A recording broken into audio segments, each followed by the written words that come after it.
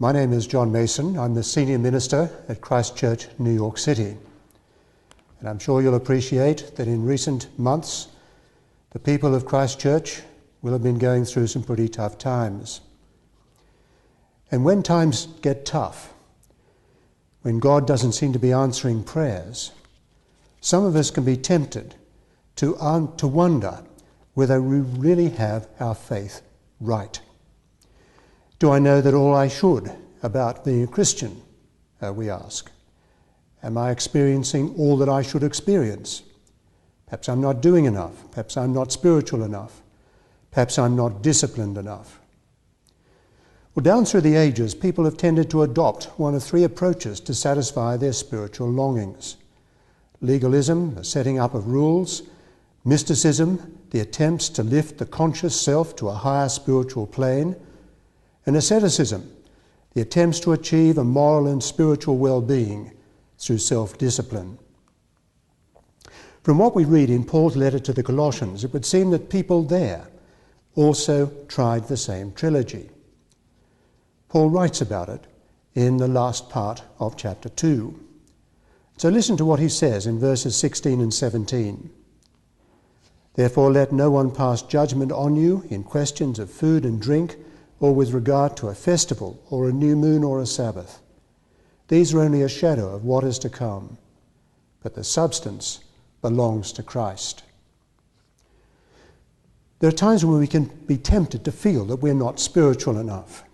Some of us set up a strict, rigorous program, perhaps rising at 4 in the morning, fasting 2 days a week, and following a strict code of rules. But consider what Paul is saying. A rigorous calendar of saints' days and food ritual will get you nowhere. Sure, the Old Testament had a whole bundle of laws concerning sacrifices and Sabbaths, fastings and washing, but that's all over now, he's saying. Going back to that type of religious legalism is like people in the 21st century going back to the horse and buggy days of the 19th century. Those things were shadows of the reality that was to come. To be sure, there's wisdom in washing before meals. There's wisdom in having a regular break from work.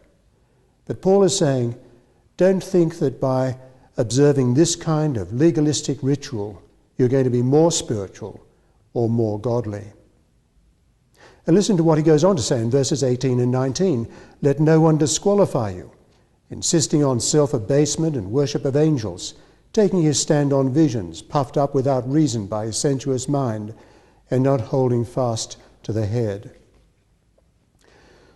Oriental religions have always thought that people can penetrate the cloud that veils our view of God by participating in occult practices.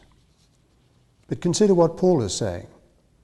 Vibrating with crystals, reciting mantras, yoga and meditation, pushing yourself into mystical experiences, none of these will work.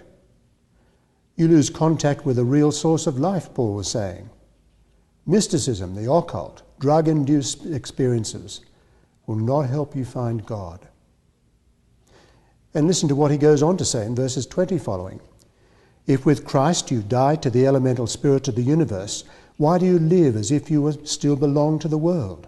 Why do you submit to regulations? Do not handle, do not taste, do not touch. According to human precepts and doctrines. These have indeed an appearance of wisdom in promoting rigor of devotion and self-abasement and the severity to the body, but they're of no value in checking the indulgence of the flesh." And so there's a third group that tries to be more spiritual through a program of self-discipline and self-denial. These people reckon the emaciated, anorexic look is the way to go. And so they fast and will only eat certain foods.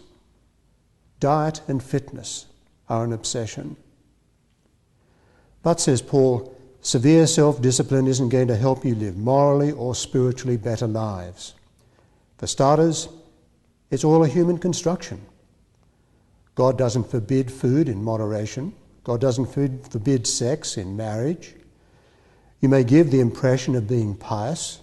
You may give the impression of being wise. But all it is is a self-imposed religious masochism. So if legalism, mysticism and asceticism won't help you live better or more spiritual lives, what will? Well, says Paul, go back to the one who truly liberates, to Jesus Christ. He is the solution to our longing for deeper spiritual experience. And Paul was convinced that the Colossian people needed to refocus their thinking on Jesus. They needed to ask, who is this man? What has he done? Listen to verse 9. For in Christ the whole fullness of deity dwells bodily, and you've come to fullness of life in him. Now, most people find this very hard to believe. Yet the evidence of Jesus' life was that he is a man, but he's also truly God. Think of the miracles that he performed, his ability to control nature, his ability to heal the sick, his ability to feed thousands, his ability to raise even the dead. He didn't do these things because he was a man of great faith. He did them because he was both 100% God and 100% man. So if the fullness of God dwelt in Jesus, then once you have this man, this God, you don't need anyone else. For there's no one else, nothing else to have. To have Jesus in your life, says Paul, is to have God, 100% God, the fullness of God in your life. Paul was certain that if we grasp who Jesus really is, then all these pseudo-ideas of God that hypnotize us will lose their appeal. In 99% of cases where people are seduced from Christianity, the seduction begins with the denial of the incarnation, the denial of the deity of Christ. And there's something else that Paul wants us to know about Jesus. Listen to what he says in verse 13. And you who are dead in trespasses and the uncircumcision of your flesh, God made alive together with him, having forgiven us all our trespasses, having cancelled the bond which stood against us with all its legal demands. That he set aside, nailing it to the cross. He disarmed the principalities and powers and made a public example of them, triumphing over them in him. These ideas, of course, are brilliantly captured by C.S. Lewis in his Lion, the Witch and the Wardrobe, which portrays how Edmund betrayed Peter, Susan, Lucy, and Aslan himself. The White Witch demanded Edmund's life. He's broken the laws of the deep, she insisted. He is mine, she shrieked. His life is forfeit. Well, that's the natural condition of men and women in this world. There are laws we cannot keep. We're in the power of spiritual forces we cannot defeat. We're en route to a grave we cannot avoid. And that's what Paul means by captivity. But then Jesus came. At a single stroke, he smashed the bars of our spiritual prison. And he did this by wiping out our moral debt, the moral debt of those laws that we couldn't obey.